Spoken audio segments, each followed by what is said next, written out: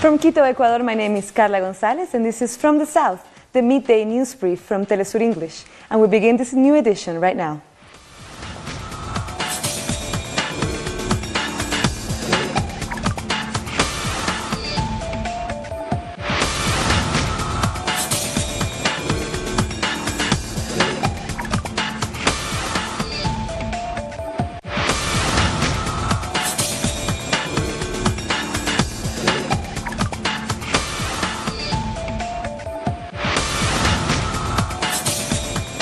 We begin with a major turnaround in Honduras, as the latest results from Sunday's general election show the center-left candidate Salvador Nasralla leading the race for the presidency.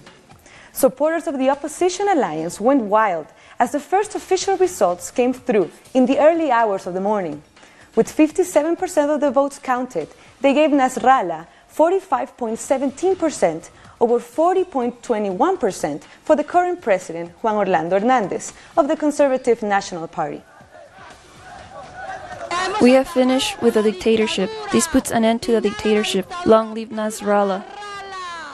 We expected everything that the president, the dictator, was going to do. He was going to claim victory because he knew it was the only way to intimidate us, who were watching over the proceedings. And the people defend these proceedings as they should have. And now these are our reward. We have taken these corrupt people out of power in our country, and now they will have to pay. Salvador Nasralla soon came out to claim victory, and he was backed by the head of the opposition alliance against dictatorship and former president Manuel Zelaya, who was overthrown in a coup in 2009. I can tell you that I am the new president of Honduras. Salvador, the alliance has shown it is an alternative, and you have led with Xiomara Castro and Guillermo Valle standing aside. With our generosity, you have headed this leadership, and today the Honduran people have given their answer very clearly.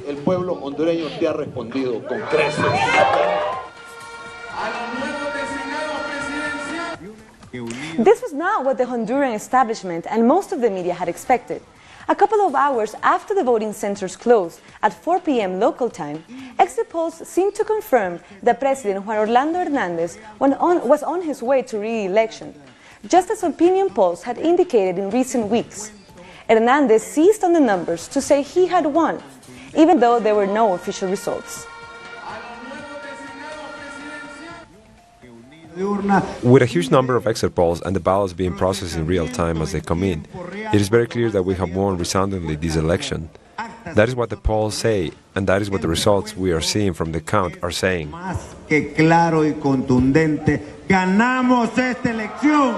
However, this morning, one of the heads of the Honduras Electoral Court, Ramiro Lobo, said that the trend for Nasralla's victory was already irreversible. One of Telesur's correspondents, Adriana Sibori, tweeted, "The tendency is irreversible. That is what one of the members of Honduras Supreme Electoral Court has stated." Let's go live to Honduras and our correspondent, Heather Geese. So Heather, can you tell us more on these results of these key elections in Honduras? Certainly. So last night the process was quite irregular. Preliminary results were expected to come out about 3 hours after polls had closed at 4 p.m. local time. Around 7 p.m. local time, those preliminary results were expected to come through. That was repeatedly delayed. At 10 p.m., there were still no official results, even though President Juan Orlando Hernandez had already declared victory at 8 p.m. And at that point, the Supreme Electoral Tribunal suspended the release of results. So at 2 in the morning, 10 hours after polls had closed, official results were finally released. So this was very irregular. The opposition alliance was raising a lot of concern about this process because the Supreme Electoral Tribunal said that it was irresponsible to release partial results when there could be a dramatic change in the direction of the results, which is not a standard practice. And usually the preliminary results would start to be released early after polls had closed and those results start to come in. So how have the current president and his party reacted to these results? If it is confirmed that they lost, will they accept the results? So when the official results came out last night or early in the hours of this morning around 2 a.m., the president spoke almost simultaneously, and he did not accept defeat. Like you mentioned this morning, a magistrate of the Supreme Electoral Tribunal has said that the trend is irreversible in Nasrallah's favor, 5% ahead over Hernandez with more than half of the votes counted. Hernandez has not accepted that result. And the Supreme Electoral Tribunal has said that complete official results could take as long as until Thursday to release. So we still don't have the official say. We have one of the magistrates from the Supreme Electoral Tribunal saying this, but we don't have the official complete results from the body yet. And at this point, we still have two candidates who have declared themselves president. So we've been concentrating on the presidential election. What about the election for Congress? How is that going, and what is the importance for the elections now in Honduras? At this point, only a small percentage of the congressional votes have been accounted for, so it's still unclear what direction this is going to go. But of course, that will make a huge difference in how the new government is able to govern and pass laws within the Congress. We've seen in these past years that the Libre Party, which debuted, it's the left-wing party that debuted in 2013 with Xiomara Castro as the presidential candidate. Xiomara lost to Juan Orlando Hernandez, but did make a good showing in Congress. And we saw the Liberal Party and the Libre Party allying in some cases to try to block some of the national party's proposals in Congress. So that's just a demonstration of how important the makeup of Congress is. At this point, it's too early to say what that breakdown will be, but that's something that we'll be continuing to watch in these coming days. Thank you, Heather, for that report. So that was Heather Gies from Honduras. On other news, Cuba also held elections on Sunday. Over 7 million people turned out to vote in the local elections. They selected candidates for 168 municipal assemblies across the island. It was the first stage of an electoral process that will end on February 24th, with Parliament choosing a new president.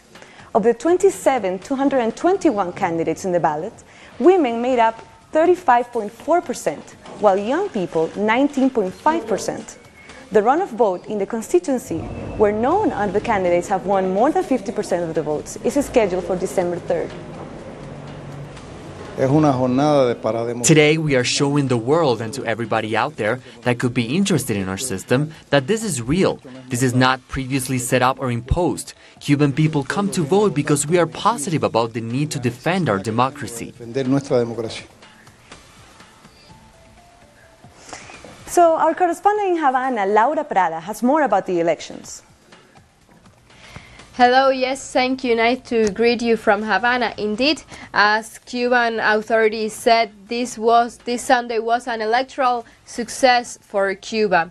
85% of the 8 million Cubans called to vote this Sunday have already do it by 5 p.m. This Sunday. Due to weather conditions in some provinces of the country, the National Electoral Commission decided to extend from 6 to 7 p.m. the closing of the electoral centers.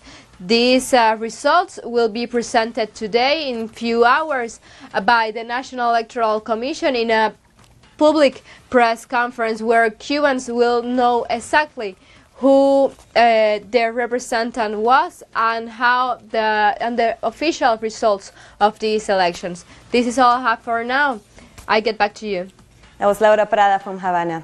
Fidel Castro's ally and Cuban Revolution's literary campaign leader Armando Hart passed away on Sunday in Havana at the age of 87 due to respiratory failure. Hart, a Marxist intellectual and lawyer, served as education minister and as cultural minister for decades under Castro. He was imprisoned during the last year of the revolution against US-backed dictator Fulgencio Batista. Hart, in his later years, focused on promoting the life and works of Cuban independence hero José Martí. More news in a minute. Stay with us.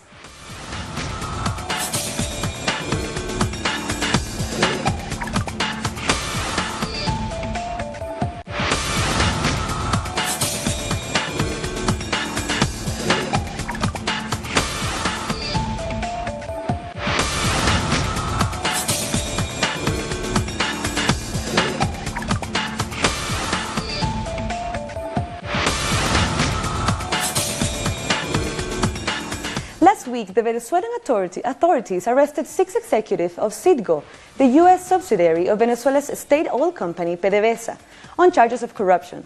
Now, President Nicolás Maduro has replaced the president of PDVSA and announced a major revamp of the country's most important industry.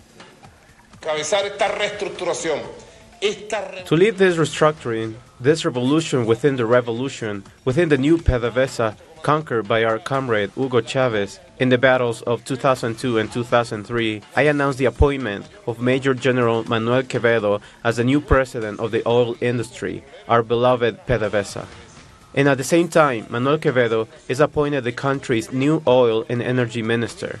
Manuel Quevedo is a young Venezuelan general, expert in finance, is a scholar whose specialization in his professional studies is public finances. Our correspondent in Caracas, Frederick Gillingham, has more on the restructuring of PDVSA. We're live from Caracas, Venezuela, where we can bring you the latest updates regarding quite a major announcement that was made yesterday during a press conference with President Nicolás Maduro. The new leadership for the PDVSA, the national state oil company of Venezuela, has been announced. Maduro cited that General Manuel Quevedo will be appointed the new head of the company and will also be running as minister for the energy sector. Now, this appointment comes at a very critical time for the company. It correlates with an ongoing anti-corruption investigation which has been launched. Around 50 managers from the company have been detained.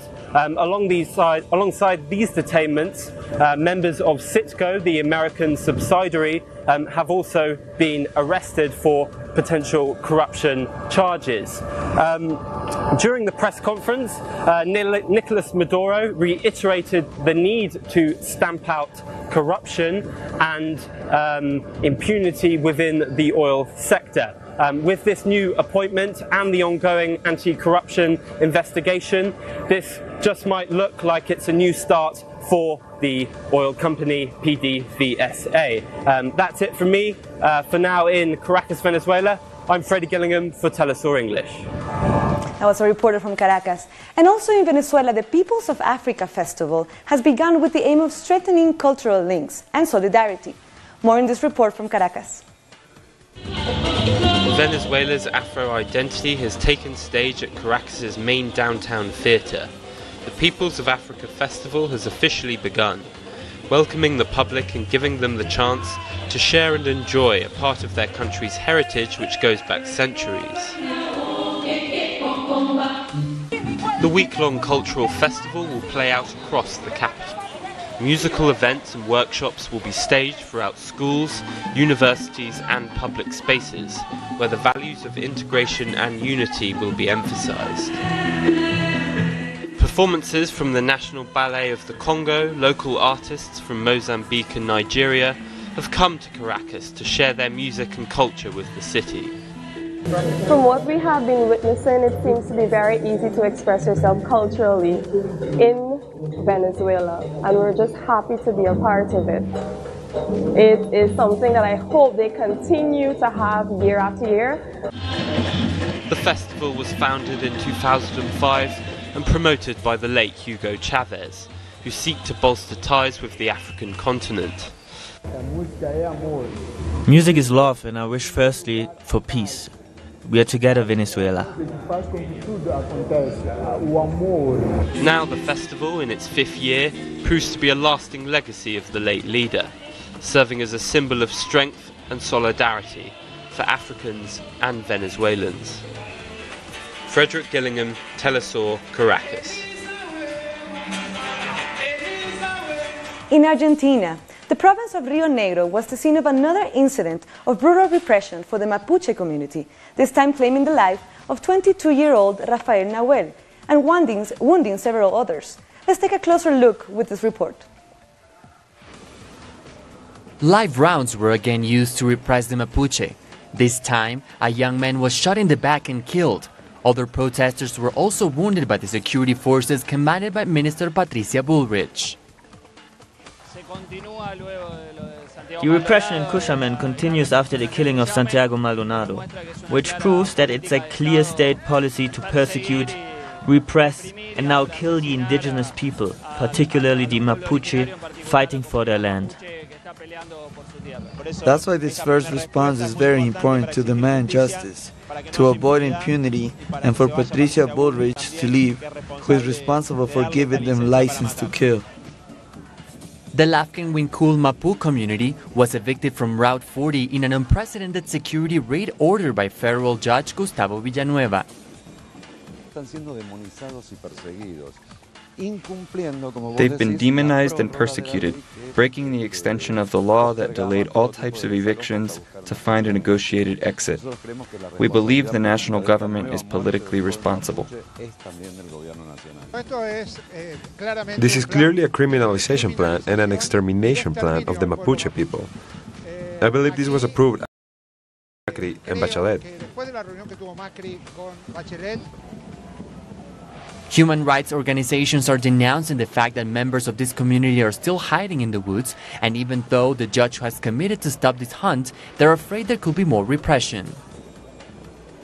When they execute a Mapuche, they seek to terrorize thousands. This is the objective of Macri and Patricia Bullrich, which is to scare the population and make us a public enemy so that they can militarize the country. There's no doubt, there's no tergiversations. We're not denouncing a forced disappearance. There's not 27 hypotheses of what happened. There are victims with lead bullets and a young man killed by federal forces who defend business over human life. Argentinians are marching in squares throughout the country. They condemn this as a crime against humanity because it's the state which sends its armed forces to hunt unarmed Mapuches with firearms. We have to assume this is a systematic advancement of all the ways the state can use repression, which is now under the Macri government nationwide, also in the state and the city. This is reaching levels we never imagined possible, even when we said at the beginning of his administration that this government was going to be a government of cuts and repression.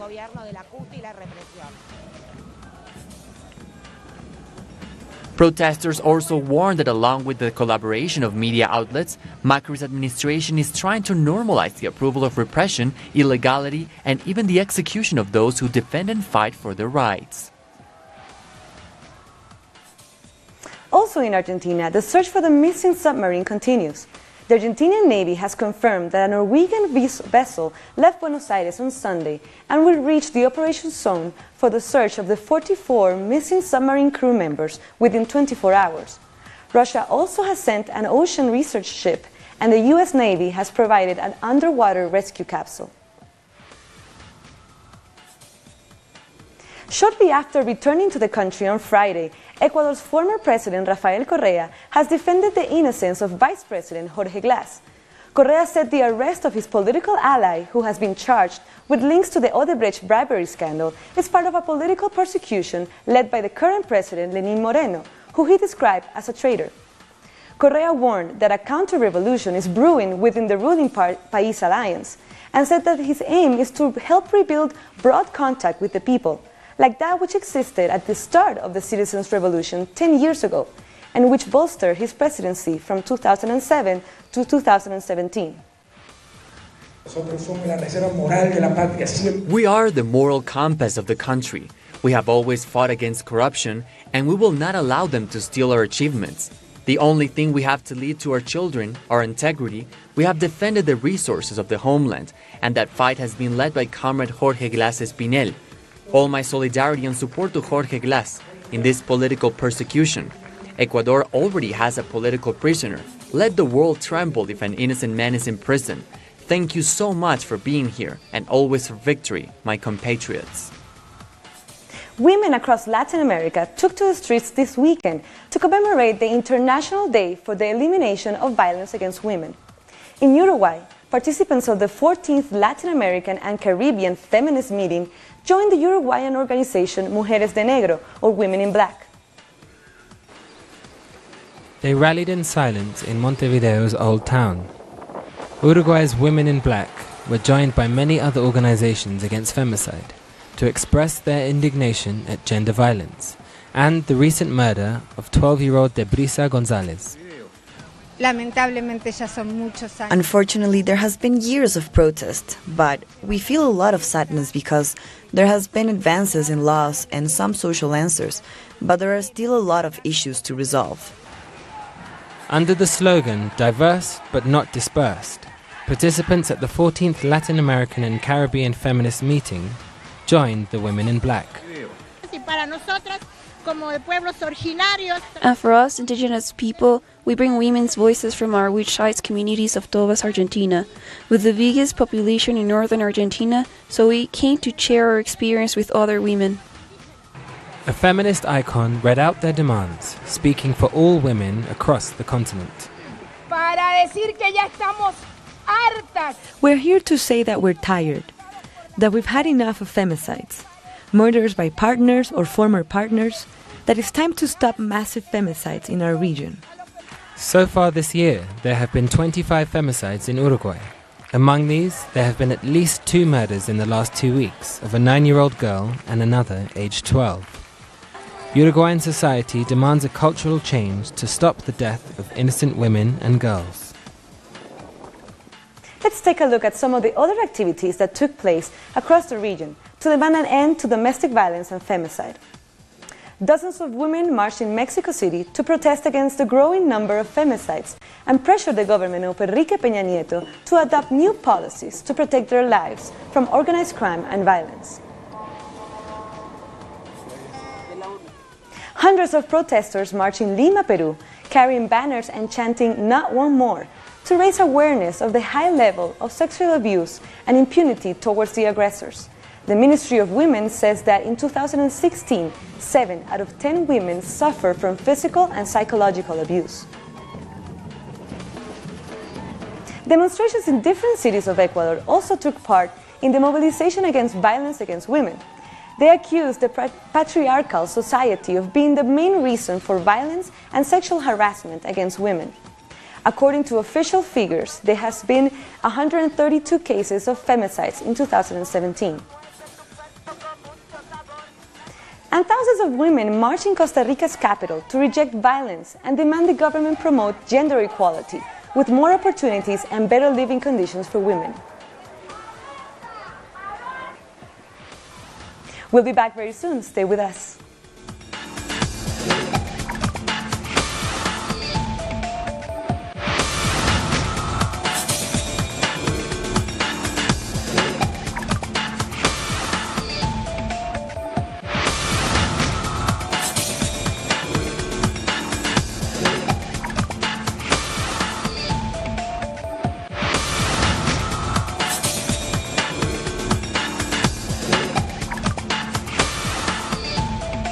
A day of action is underway in the United States to protest against President Donald Trump's tax cuts. The protesters say this favors the very rich at the expense of the poor. Let's go live to Washington and our correspondent, Jorge Gestoso. Hello, Jorge. Well, Carla, yes. We have about 78 protests all over the country. We're talking about 37 protests in the West Coast and 39 in the area of Washington and on the East Coast. And as you said, the protests are against tax reform, being perceived as favoring absolutely the rich at the expense of the poor. We're talking tax cuts that mostly are considered by the opposition as a scam. They're using the word scam to define that tax reform. We're talking putting down the taxes of the corporations, the big benefits together with the wealthiest part of the population of the U.S. from 35% to 20%. But at the same time, by the same token, on the other side, they are thinking to cut, for example, social programs such as Medicaid that are really helping the most vulnerable and poor people. Another thing that is important to know is that on Wednesday, they're expecting protests about all over the country from students that are concerned that, for example, their tuition cannot be deducted in the tax plans. The positions that we're talking about here is the House of Representatives one and the one of the Senate. The one of the House of Representatives, they're proposing, for example, eliminate the mandatory enrollment, what is called the Obamacare. The Obamacare, that means the healthcare plan. And they say that they could save $338 billion in 10 years. But, and there's a huge but here, but that means that 13 million Americans will stop to be covered on their healthcare plan. So there's a big discussion, and the bottom line is Donald Trump is trying to have this legislation approved before Christmas. Carla. Thank you. That was Jorge Gestoso from Washington. Now here are some of the other stories that are making headlines around the world.